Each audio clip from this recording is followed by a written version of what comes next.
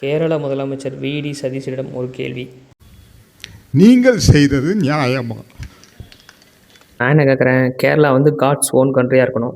தமிழ்நாடு கூடிய சீக்கிரம் devil's own கண்ட்ரியாக மாறணும். அதாவது உங்கள் ஊர் கேரளா கடவுளின் ஊராக இருக்கலாம். ஆனால் அதே நேரம் எங்கள் ஊர் நாங்கள் அப்படின்னு நினைக்க மாட்டோமா? அதே நேரத்தில் இங்கே உற்பத்தி ஆகிற பொருட்களை இல்லை இங்கே விளையக்கூடிய பொருட்களை கேட்டால் பரவாயில்ல. இங்கே திருப்பி வரவே வராதுங்கிற கனிம வளங்களையும் பாறைகளையும் கேட்டால் எப்படி நியாயம்? இதையும் அவர் வாய் கூசாமல் மறுபரிசீலனை செய்யணும்னு சொல்லி கேட்குறாரு. இல்லை அந்த உங்கள் ஊரில் பாறைகள் கனிம வளங்கள் இது இல்லாமல் இருக்கா?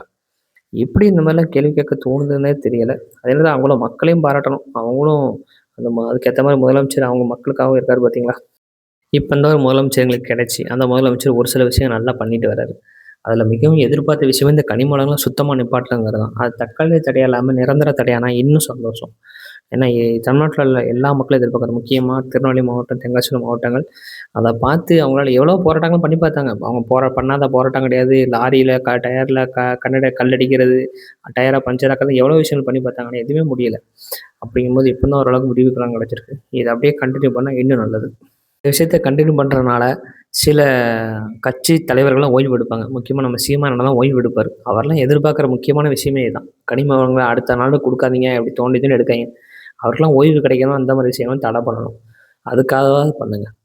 தேசிய கேரள முதல்வர்கிட்ட தமிழ்நாடு சார்பாக ஒன்றே ஒன்று சொல்லிக்கிறேன். பண்டமாற்ற முறையை வேணால் ஃபாலோ பண்ணலாம். இந்த பாறையை மாற்ற முறையே வேண்டவே வேண்டாம்.